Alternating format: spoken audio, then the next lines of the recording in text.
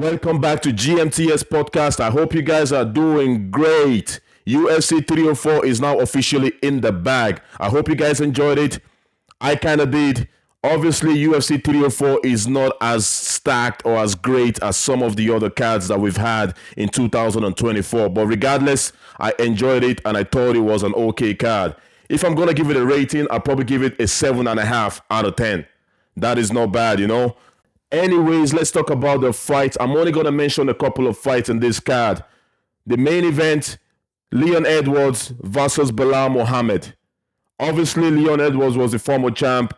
Now Belal Muhammad has the strap. I mentioned this in my fight picks. I said Belal Muhammad was hungry. He was going to get this done. If you guys have the opportunity, go back to my previous video on my picks for UFC 304. I did say Belal Muhammad is going to get it done. I just had that instinct that that guy was going to get it done. Because, come on, the guy is hungry. He's waited a long time for this fight, just like Leon Edwards in the past. Leon Edwards fought over again before he was given the opportunity to fight for the belt. Now it's Belal Muhammad's turn. I just had that feeling. And he got it done in flying colors for that matter. Guys, what can you say? Belal Muhammad training with the likes of Habib, training with the likes of Islam Makhachev. He can only get better training with those guys. Anyone could win a fight at a particular day. It just depends.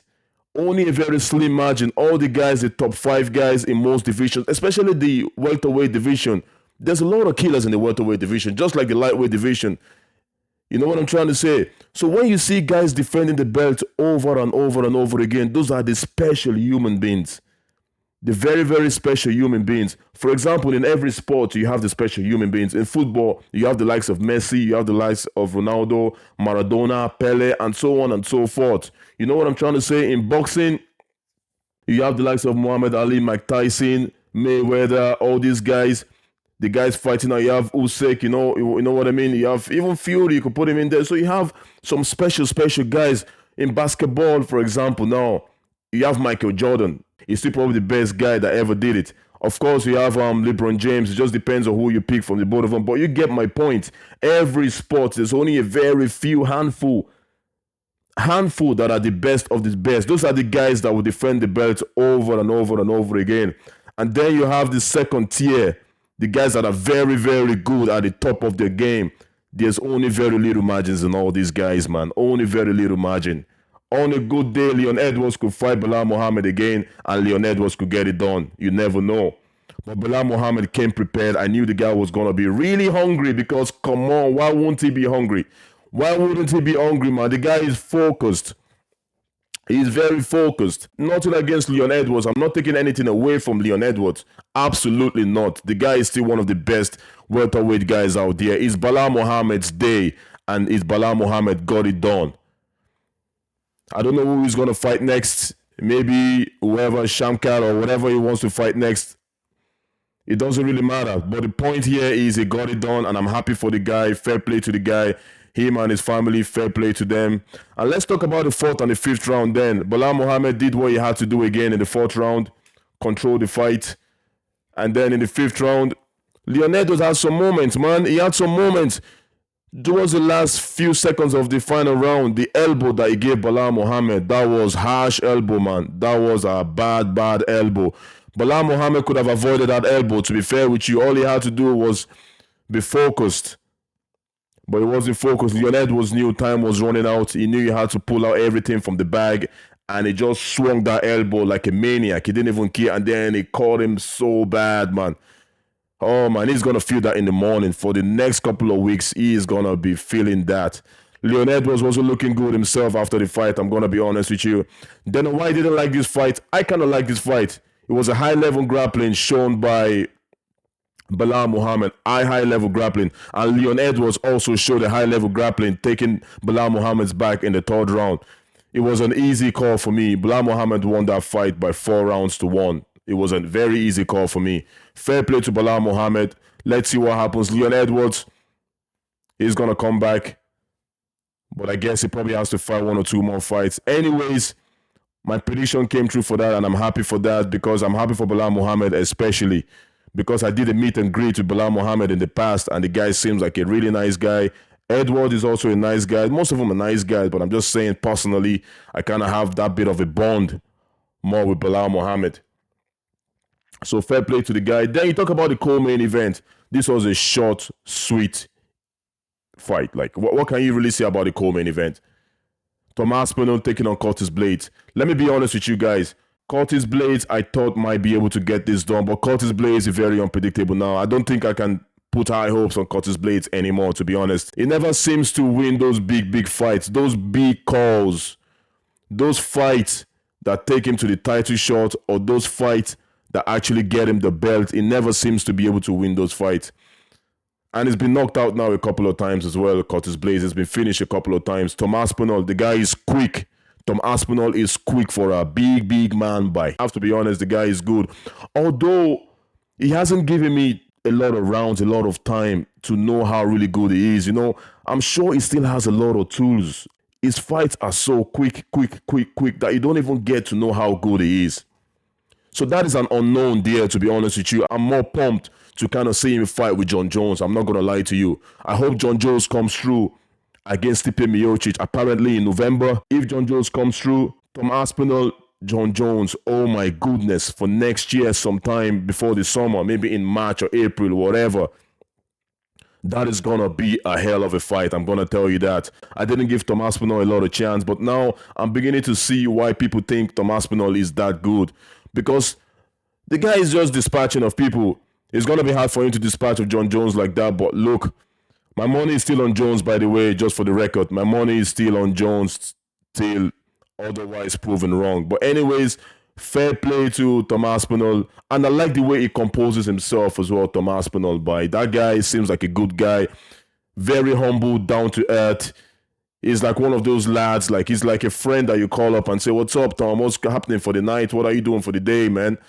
Let's go for a game of pool. Let's go for a point, or let's do something like this." It seems like a lad, man. I like Tom Aspinall, actually. He's a cool guy. He's also going to be a backup for the John Jones-Stipe Miocic fight. Very interesting. We see how that goes. I hope that fight really happens, though. I hope he doesn't have to jump in for any of those guys. I honestly believe those two guys are going to fight John Jones and Stipe Miocic, and we're going to see how that goes. So that's it for the co-main event. And then for the co-main event then, guys, these are the three main fights of the card. Anyways, the main event, the co-main event, and the co-main event, I call it. You have Paddy Pimblett taking on Bobby Green. Wow, Paddy Pimblett. Let me give him a round of applause. Fair play to Paddy Pimblett, man.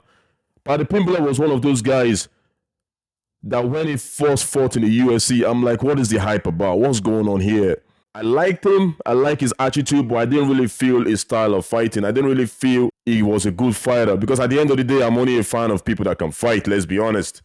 So I wasn't really feeling it. I was like, his chin is up in the air and all that shebang. You guys can agree with me when he first came to the UFC.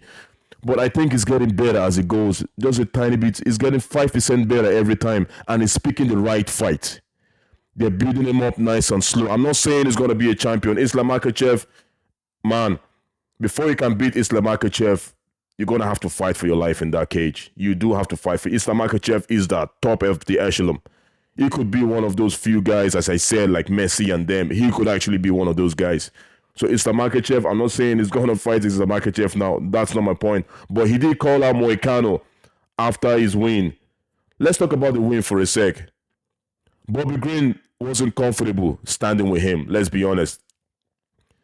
Bobby Green was probably surprised, Paddy can actually strike. And then Bobby Green, he said, this is an MMA fight, I'm just going to try and take him down. And then he went for the takedown on Paddy Pimblett. And the next thing, Paddy Pimblett, man, God damn it, he got the guillotine, half of guillotine, he kind of got it. He knew he didn't have it tight, so he transitioned from a guillotine to a triangle, man. That is a ground game at the highest level there. Paddy Pimblett is definitely a real black belt. That guy is good. The way he transitioned that way and then kept adjusting it. And Bobby Green was just there. It was kind of too slow at the beginning. I think when he had that guillotine, Bobby Green should have jumped to the other side, tried something. I don't think he had the full guard in yet. Bobby Green should have been more aggressive, I think. He probably thought he was going to get away with it, but Paddy just switched it on him to a triangle, and then Bobby Green basically He didn't even tap, actually. He had the triangle, then he won with an amber triangle again. Oh my God, like that's crazy. I thought his hand was actually going to break. His hand might have actually broken because Bobby Green was out. The guy was actually out. The referee didn't know. Paddy didn't even know himself. Bobby Green was so stubborn he wouldn't tap.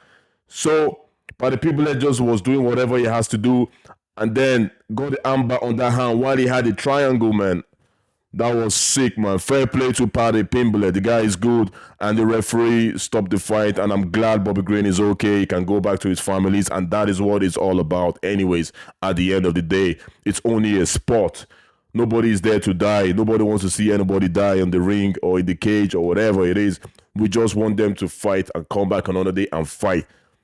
Paddy Pimblett, I'm impressed. I do like Paddy Pimblett's call out, the Moicano call out. It's a very good call out for the guy because it's also a winnable fight for him, let's be honest. Although Moicano is no joke, Moicano can also slow down the rail of Paddy Pimblett if he's not careful. So, in my opinion, it is a right fight that would take him to the next level again, step by step, man. His management are doing a great job, I have to tell you. Paddy Pimblett's management are doing a very great job. Fair play to them. Taking the guy nice and slow, the right fights, winning all the fights. He keeps winning. You can only win what they put in front of you. Even if I feel he might not be a champion. How do I know that, though? It could get better because he's getting better. He might win Moicano. After Moicano, he's getting better again. Then fight again. Maybe that time Mr. Makachev is going down a little bit. You know what I mean? You can only fight for so long. The Paddy Pimblett end up fighting Islam Makhachev or whoever is the champion at that time. You just don't know how the MMA is a crazy sport, man. You're up today, you're down tomorrow. All these guys are hungry. All these guys are good. All these guys are good in the UFC, man. The top 10 guys, they're all good, man. Especially when it comes to the bantamweight, the lower weight, even flyweight. You talk about featherweight, lightweight, welterweight, man. Those weight divisions, man. Those are where you see killers in those divisions. So many killers, especially welterweight, lightweight, and featherweight. Average humans fall into those three categories. Most average humans. Man, it's a sweet spot, man.